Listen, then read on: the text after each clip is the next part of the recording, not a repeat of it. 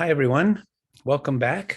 Or if you're a first-time viewer, welcome. This is the Buddhist Meditator, and my name is Lama Dawa Zangpo, and I'm traditionally trained in the Tibetan Buddhist tradition, particularly in the Karma Kagyu and Shangpa Kagyu lineages.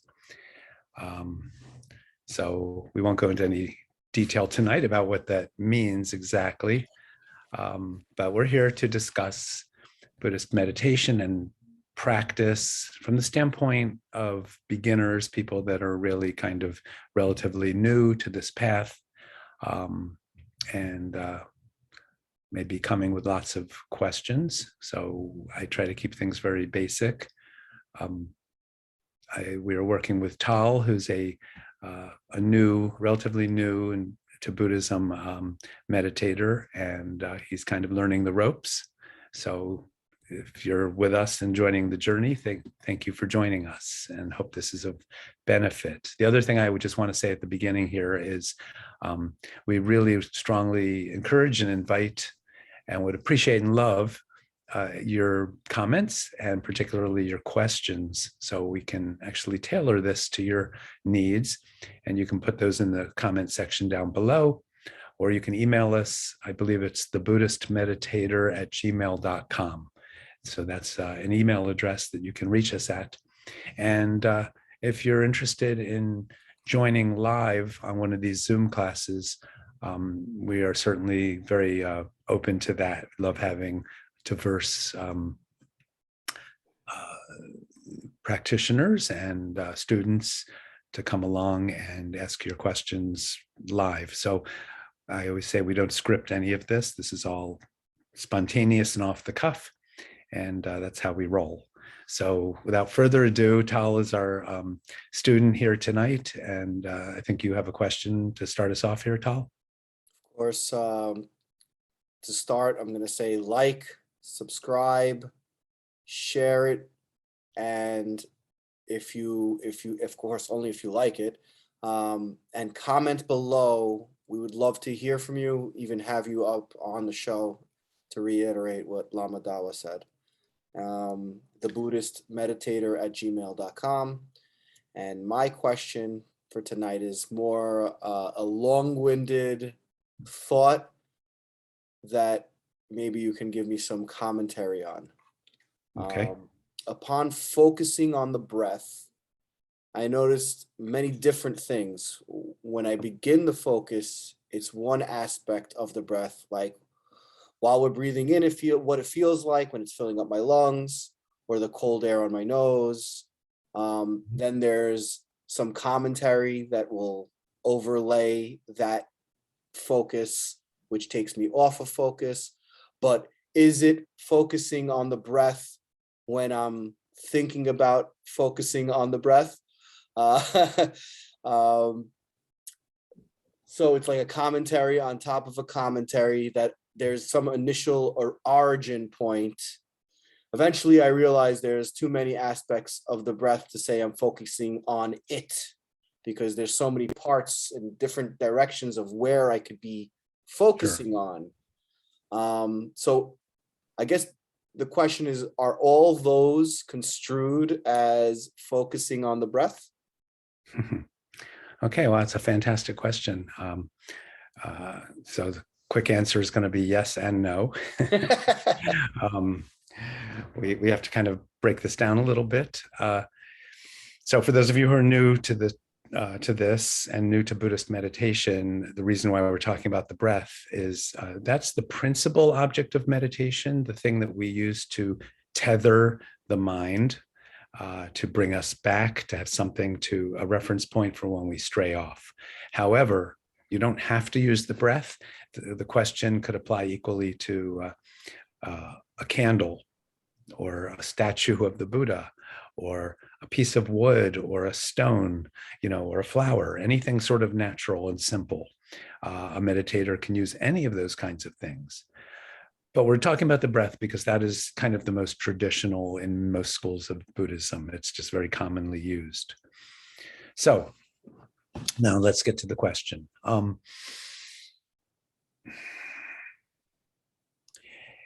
We don't want to overthink meditation. So let's kind of circle back and get the big picture, which is the whole idea is simplicity. And we use the breath because the breath is a fairly simple thing. I like to say it's emotionally neutral, meaning there's no real drama or story around our breath. At least ideally there isn't. Breath is just something that just happens physiologically. We don't have to really think about breathing, right? We just, in the course of a day, we just breathe. And it's not something we have to intellectualize or strategize. So when we talk about focusing on the breath, what we mean is we're just watching. We're learning what we're really doing. There's nothing magical about the breath. The breath is not going to, quote, enlighten us. What the breath is again, just something to observe.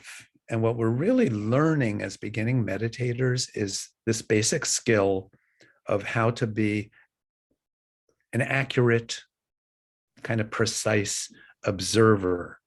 Now, it doesn't mean we're drilling down and having to micromanage every aspect of the breath and analyze it and so on. That's a normal habit of the mind, especially if we're told to scrutinize or investigate something. Then we really, we're trained to be good boys and girls and really look deeply and get a gold star for our efforts, So instead, what we're trying to do is find a balance, which what I mean by that is have a light touch. So not too intense or tight, which is kind of where I think you're heading with your question. It's kind of being a little almost too tight. And then on the other hand, though, we don't want to be too loose. So that sweet spot, that zone, that Goldilocks zone, not too hot, not too cold, just right, is what we're really after. And we just notice it. We sort of mentally label it. The breath's coming in, as you said, the breath's going out. It's a long breath, it's a short breath, whatever it is. But we don't spin off further stories. When we realize that we're spinning off further stories, that's when we come back to the bare bones. The reason why we're using the breath, there's several reasons. I already mentioned a couple. It's very boring. And the mind wants to be engaged. The mind doesn't want to be bored. The mind it sort of likes or enjoys complexity because it gives it something to do. And this is different. Essentially, we're cultivating mindfulness. So we're just noticing. We're not analyzing, we're noticing. And I think that's a big distinction. So if we notice that we're doing more than noticing, that we're analyzing, if we notice that we're analyzing, then the thing we are learning to do, the real skill of a meditator is learning to drop all that other stuff, drop the analyzing, drop the strategizing or the figuring out or any of the mental stories. And that's what we're starting to see. The more we start to meditate, the more we realize how the mind is just constantly going and doing and thinking and analyzing and projecting and just on and on and on. And that's the whole point, is that our minds, generally speaking, don't give us a moment's rest. The mind isn't into giving us peace of mind. So the whole point of meditation is, I often say, is take back our life. Reclaim your life. Take control back from your mind. Ultimately, we're going to learn to relax the mind so much that the mind is just spacious and relaxed and present and not doing stuff. I think it was Suzuki Roshi, who was an early Zen master that came to America and taught in the Bay Area and California and San Francisco area back in the late 60s. And he wrote a wonderful book called Zen Mind, Beginner's Mind, which I often recommend to beginning students. Zen Mind, Beginner's Mind by Suzuki Roshi. It's a slim book, but very simple and wonderful. And one of the things I recall him saying in there is about your mind is like a cow. But the point being, you want to give your cow, your mind, kind of a big spacious meadow to graze and so on. Then it's not looking to escape and get out and so on. It's got plenty of room. So there's a notion of spaciousness, which means relaxedness. So as I said in the very beginning of trying to answer this question, I said, let's not overthink it. Which is the hardest thing to do, is to not overthink things, just to keep it as simple as possible. We just notice. We're noticing the breath. We're not analyzing it.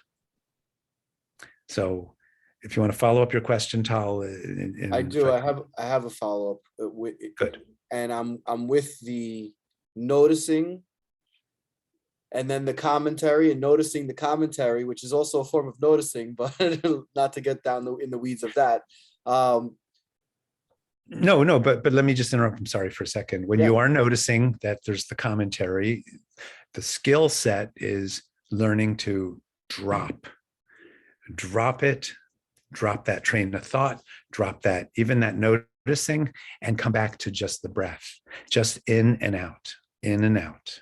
Right. So when I do that, and so lately I've been thinking, maybe overthinking and not noticing that there are so many aspects of the breath that can be focused on. There's the lung, there's the base things where it's, and that's probably what you mean when you say focus on that. It's the lung expansion and retraction. It's the cold air, warm air. The nose mostly. Sometimes I find the mouth actually pleasant to breathe out of, even though 99% of the time I'm doing the nose. Occasionally it seems right to breathe out of the mouth, but go ahead. Well, if it feels right, we always say, then go ahead, that's okay. But basically, if it's 90-some%, we do want to stay. We really use the nose. Nose breathing is definitely the important and desirable thing. Yes, if you to notice your lungs filling up and so on, or your abdomen going in and out, or the sensation at your nostril, that's all fine. But those are different. Those are different focuses. They are, but they're not. It's not contradictory. Okay. If you're just noticing, if you're not going to compare it or think it's good or bad or right or wrong, as long as you're not straying into those kinds of further embellishments, just noticing what it's doing is fine. You know, if you're focusing on the breath, what's going on with your body, what's going on with your lungs, what's going on with your nostrils, that's okay, because that means you're here with your body and this physiological activity, and you're not thinking about paying the rent or what you're going to have for lunch or, anything else. You're just staying here present with yourself. That's okay. Now let's remember something, everybody. We're talking about this is what we call shamatha in Sanskrit, or shine in Tibetan, which means just learning to get the mind to settle and calm and slow down. And this isn't the be all and end all. This isn't the goal of meditation. But it's the starting point that's crucial. But let's get the mind. Then you'll start to see, oh, yeah, my mind's a little more relaxed. I'm not thinking about a million things. Of course, if you think that thought, you are thinking about maybe not a million things, but you're thinking about a couple hundred things or 1,000 things. The point is, at some point, when you really start to get experienced, you will have a calmer meditation, a meditation where the thoughts are not fast and furious. The thoughts are not coming fast and furious. The thoughts are coming maybe at a slow trickle. Maybe there's even some sort of almost like a gap between the thoughts. After one thought is finished, maybe you start to discover that there's some kind of real spaciousness, some kind of peace or quiet or contentment. It may only last a half a second or a second or two, but that's a good thing. That's still a start. And eventually after maybe years of meditating, you can start to actually just rest in a state that is more or less free from thinking, free from thoughts. And that's a real vacation. That's a real vacation. That's better than laying on the beach in Maui. You know, it's a great thing. And don't worry about it. We're not trying, remember, to achieve anything at this stage. All those things are counterproductive. So, but I'm just trying to give a little spoiler alert. Like, you know, the calming the mind is a means to a further end, which is going to be, we've talked about this before, but again, I always come back to, for anyone who's new, we're going to come into a state of developing certain kinds of insight and wisdom of understanding actually who we are as a meditator and what a thought is and what objects external to us are and what that relationship is. So that's the development of wisdom, which admittedly is down the road. But I just want to say again, this is for beginners, which can be years and years and years. We can be beginners for our whole life.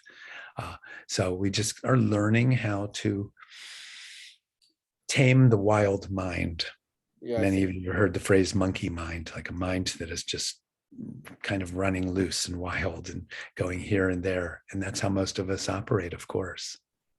But the point of Dharma, the point of Buddhism, the point of meditation is to bring that monkey mind under sort of, not control.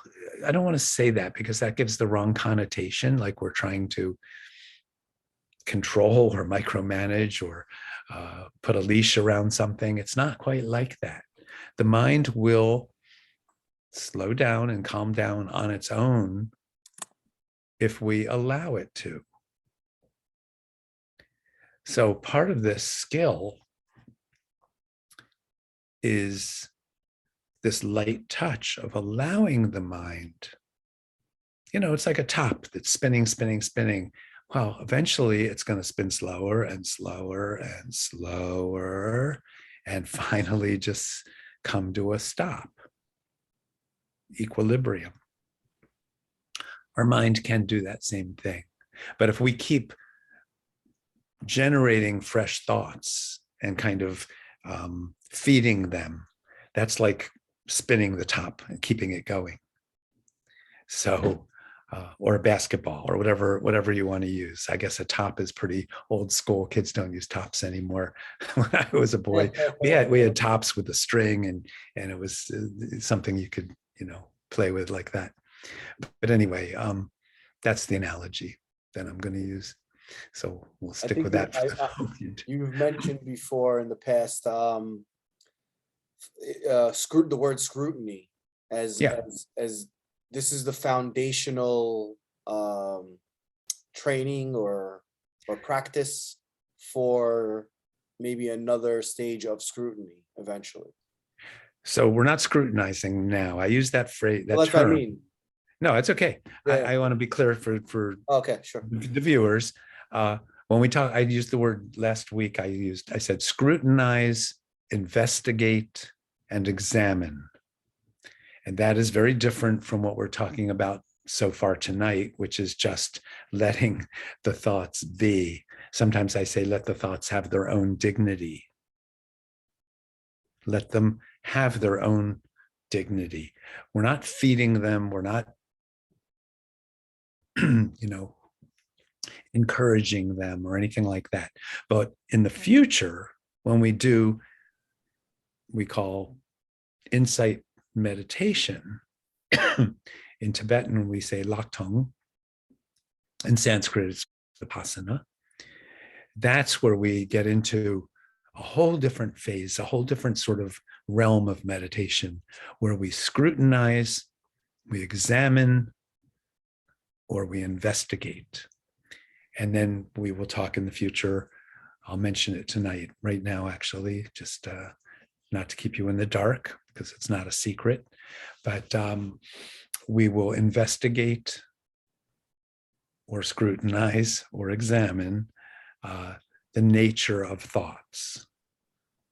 Meaning, is a thought made of something? Does it have a kind of a place it comes from out of our mind? Does it, once that thought is expressed, or the thought is thought, and then it later it goes somewhere or relieves or is replaced by another thought, like, well, how does that happen? And does it go somewhere? Like, what is that thought when it's present? And does it have any kind of shape or form or anything like that? So we examine. It sounds silly in a way, but actually, if we really stop for a moment, we almost never take that opportunity in normal living to think about a thought about that kind of thing. And it's actually very important in Buddhism to develop what we call insight or wisdom. And so we look at thoughts that way, but we can also scrutinize, examine, and investigate the meditator ourselves, who I am, how I am, what I am. We think, well, I'm me. I have a name and I have an identity, and I had parents, and I'm growing up, and I have these personality desires and likes and dislikes and opinions and judgments. I've talked about this in many videos, but it's really important to repeat it, because that is the essence. So the point of all this is, first, the mind has to be very calm, very clear, and not be obsessed by thinking or being sidetracked or distracted by all these thoughts, in order to be able to examine or scrutinize or investigate with accuracy, with precision, with clarity. That requires a mind that is really relaxed and spacious. So in some ways, that sums up a big chunk of, at least in the Tibetan Buddhist traditions, what is taught and what has been practiced for, well over 1,000 years by countless people.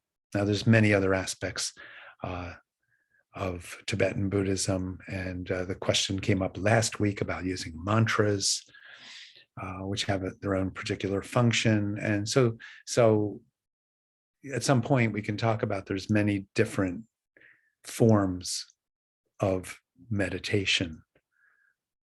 What I'm trying to do on this channel, and at least at this phase of things,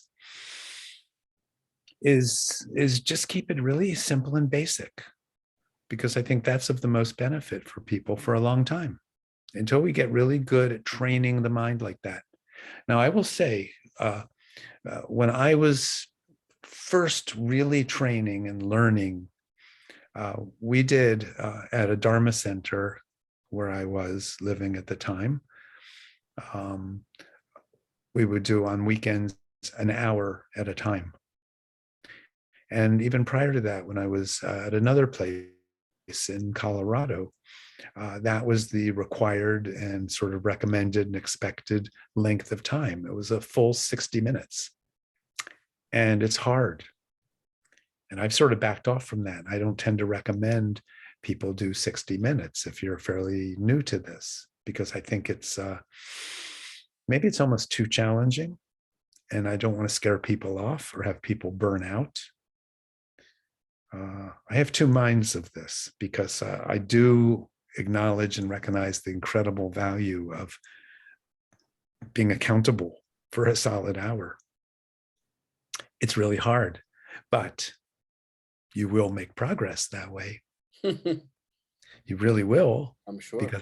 Because you're sort of stuck there on your seat, on your mat for that amount of time. And you will have plenty of opportunities to see your mind, to be bored out of its mind, to be impatient and irritated and just, kind of pissed off at, like, why do I have to sit here this long?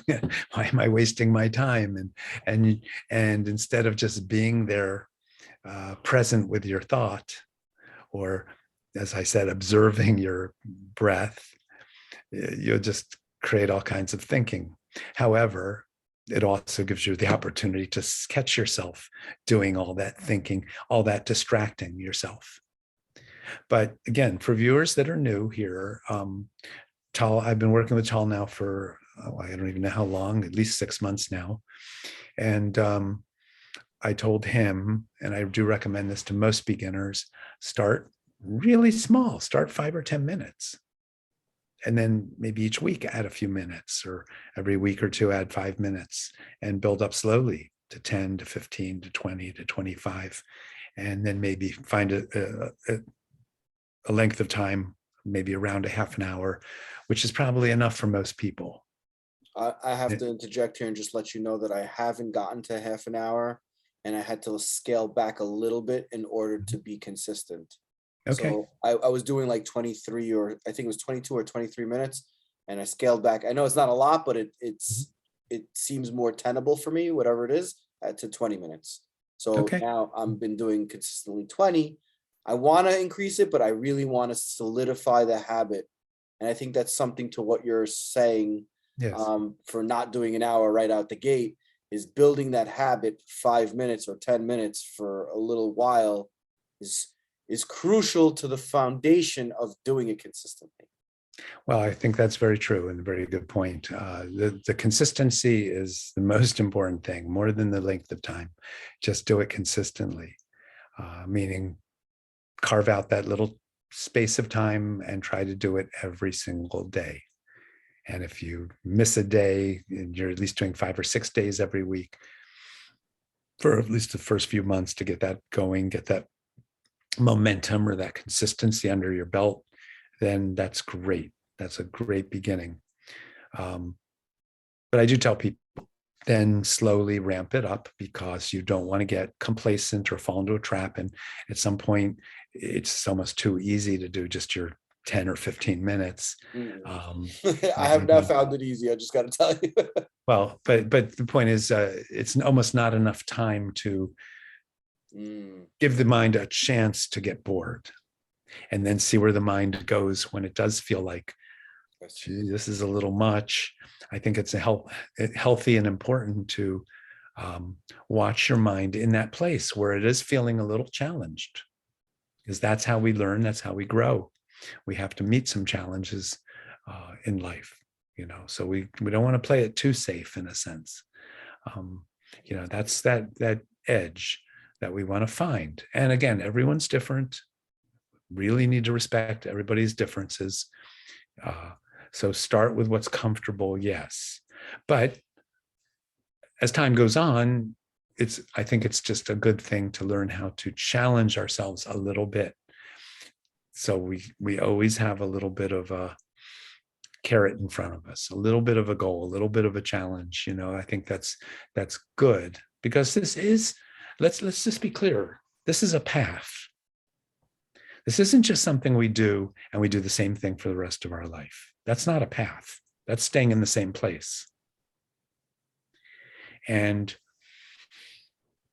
now let me backtrack for a minute. Again, those of you who are watching this video and watching us for the first time, I haven't said a word about the Buddhist context. So I guess I have to say this almost every class. This isn't just learning a technique on how to meditate, because that's not Buddhism. And I'm teaching Buddhist meditation, and I want to be clear about that. There's many schools of meditation that are not Buddhist, and anyone can learn how to meditate. Not a big deal. But Buddhist meditation is built on a foundation of a whole context of understanding the human condition, where we are, how we are stuck, because let's be honest, we're stuck. We're not free. We're not liberated. We're not enlightened. And so there's a path, there's a journey to get unstuck, to get free, to, we say, liberate ourselves, to reach our potential. That's a journey, that's a path. And it's important to understand that. It's important to understand that we are stuck, it's important to understand why we're stuck or how we're stuck, and what is it that keeps us stuck. And that's what the Buddha taught extensively. We're stuck because we have attachments. We're stuck because we stay in habits, habitual patterns of thinking, of relating to the world, of interacting, kind of in predictable ways, because if it's predictable, it's safe. And we all are creatures of habit, creatures of repetition. We think kind of along the same ways. I always say if your button is pushed, a certain button's pushed, you react in a predictable way. If somebody says something to you a certain way, you tend to react with a certain kind of response, whether it's impatience or anger or, whatever it is. But we talk in Buddhism about the emotions of pride, of jealousy, of impatience or anger, of strong lust or attachment, and of ignorance. Those are called the five, referred to poetically as the five poisons or defilements, because these are things that do upset our normal, true peace of mind or true mind's nature. So to reach our potential means to not be enchained or trapped or caged by these feelings, these emotional states, because they are not our best and brightest potential. And that's actually very, very important to know that there is a way to be a being who is just present and loving and content and open and really present, meaning present for others. That's what that really means. Being able to be on the moment, on the spot, available to do whatever is required with true spontaneity, because we're not holding back because we're stuck. It's like being stuck to flypaper. Just, you get stuck and then you try to get yourself unstuck and you get stuck even more. And it's a whole mess. So the notion of being a Buddha or being an awakened being or somebody who's awakening is that we're getting less stuck. And we may not even realize that such a thing is possible. But the point of, you could say, Buddhism is to, there's a role model, not a God, not something unattainable, but the Buddha being a human being who overcame all those poisons and liberated his mind, so his mind was free and unstuck. And we are following in those footsteps. Because if we don't, our life's full of frustration. It's full of disappointments. It's full of all kinds of problems and challenges and difficulties. And our life is not so smooth and easy. We may think, well, that's just how it is. But it's not how it has to be or needs to be. There's something, you could almost say, beyond that. So, in the Marvel universe or the DC universe these days, there's superheroes galore and so on. This is the sort of spiritual, down-to-earth human equivalent of being a super person, a superhero, meaning being unstuck, having a free mind, having a relaxed mind, having a focused mind, having a present mind, and then having a loving mind, a mind of compassion, a mind of empathy, a mind of caring. And it's only if we free ourselves that we really have that energy kind of available to look beyond ourselves and actually help others, which is maybe that's the real gift of being a human being. We can help others. And it doesn't just mean writing a check out of your checkbook for charity or giving $10 to the homeless guy on the corner. That's not what we're talking about here.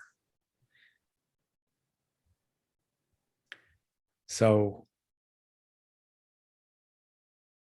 as Bob Marley said, you have to free yourself. For mental slavery. Yes, exactly right. Yeah. So it comes to mind the terminology "know thyself."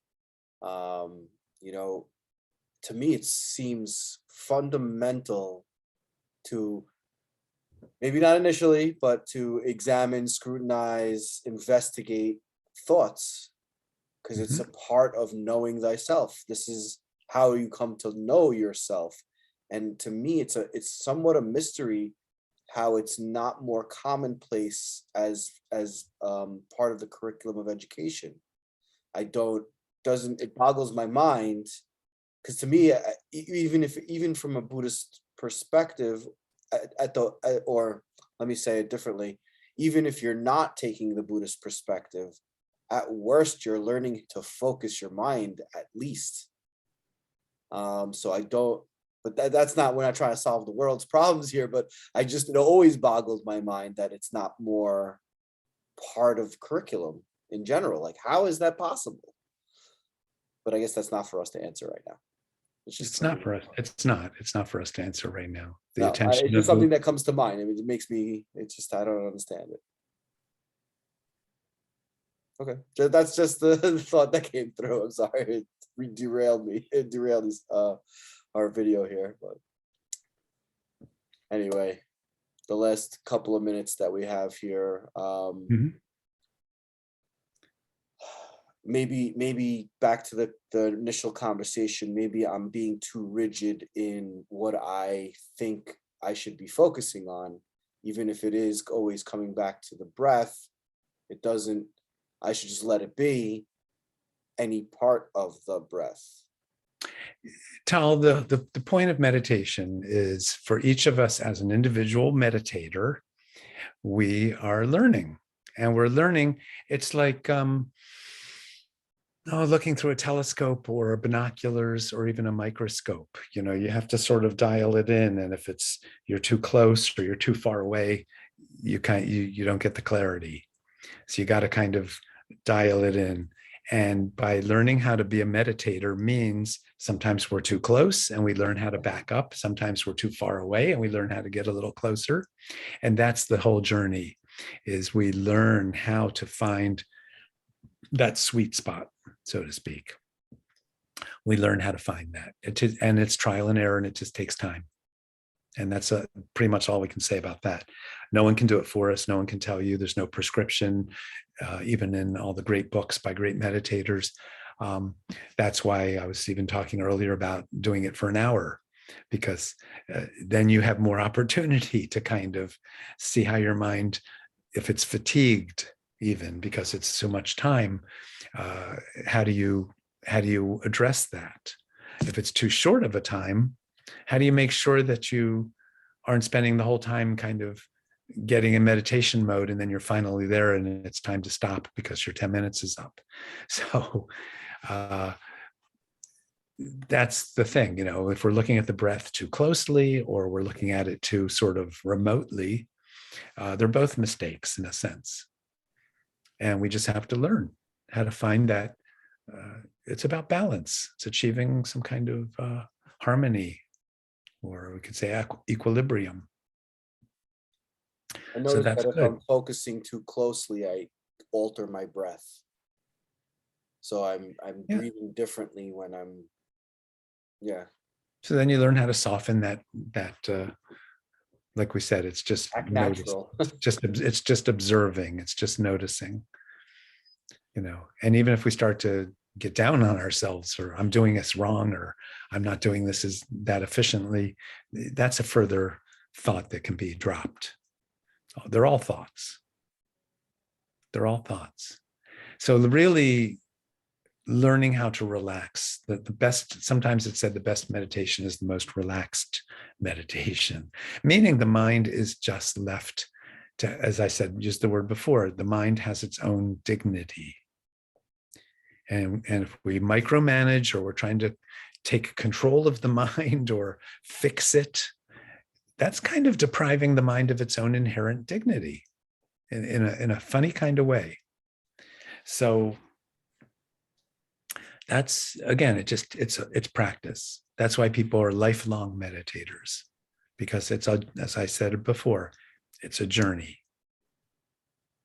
You don't just get it right off the bat. Nobody does. And if they do, they're probably doing something wrong, and they're going to find out later that they were fooling themselves. So it's a path of patience. It's a path of having a little bit of even a sense of humor about it, because we can laugh at ourselves, or at least smile at ourselves, and not be hard on ourselves. We tend to judge. That's what the mind really loves to do. Most people's minds, we judge others. We're looking at others. We're comparing ourselves, or we feel competitive. On some level, we are trying to kind of position ourselves relative to other people. And we don't like it if other people are above us or ahead of us, or further along or better off. We don't like that. So we do that, but we also do the same thing to our own self, to our mind. So we judge ourselves, we judge others. And the path of meditation is also teaching us to stop judging. And that's not easy, is it? That's really hard. But I was talking before about reaching our potential, being our own superhero. A superhero in this context is someone that has stopped judging themselves, and they're not judging others. And if you can achieve that, even if it's 20 years from now, because you've been meditating for 20 years, if you can achieve that in 20 years, you're good. If you can achieve it in 5 years or 6 months or 3 weeks, great, whatever. But let's be clear, that's what this is about. Judging is a trap. And if we're judging ourselves, we're kind of beating ourselves up. If we're judging others, we're mentally beating them up. Oh man, I do a lot of beating up and getting beat up. Well, it's time to wage peace. It's truly, right? It's time to drop that, realize it's not necessary, that it's just an old tape. It's an old habit. It's an old pattern. It doesn't really serve us. It doesn't really do any good. It's just something we do because we're on automatic pilot. And that's why I say meditation is taking our life back. So we're not on automatic pilot. We are consciously aware. And that's why it's important to develop mindfulness, because we learn how to see ourselves. It's what you said a few minutes ago. You said about know thyself. This is knowing thyself, knowing that I am a judger. I judge others, I judge myself.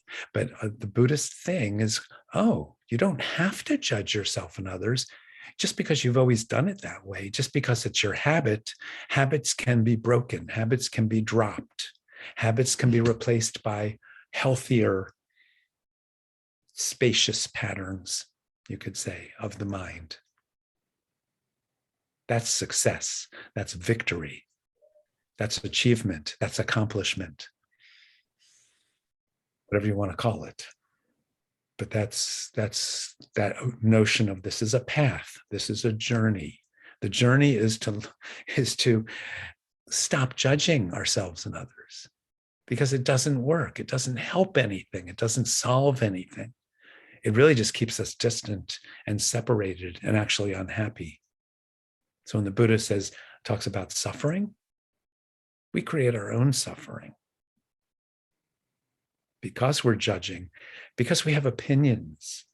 Now, we're Americans, most of us watching this, we're taught we should have opinions. We should have strong opinions and ideas. That makes us, I don't know, it makes us a unique individual. We're supposed to be individuals. So I would guess I have to say Buddhism is a lot different than that. Kind of pulls the rug out from under. We don't want to be such a strong individual, which may ruffle a few feathers. Those of you watching may go, oh, that's enough. That's ridiculous. I want to be an individual. But the idea of being an individual, I don't mean we become slaves to others or robots or something like that. I mean, we find freedom of mind. So having lots of opinions,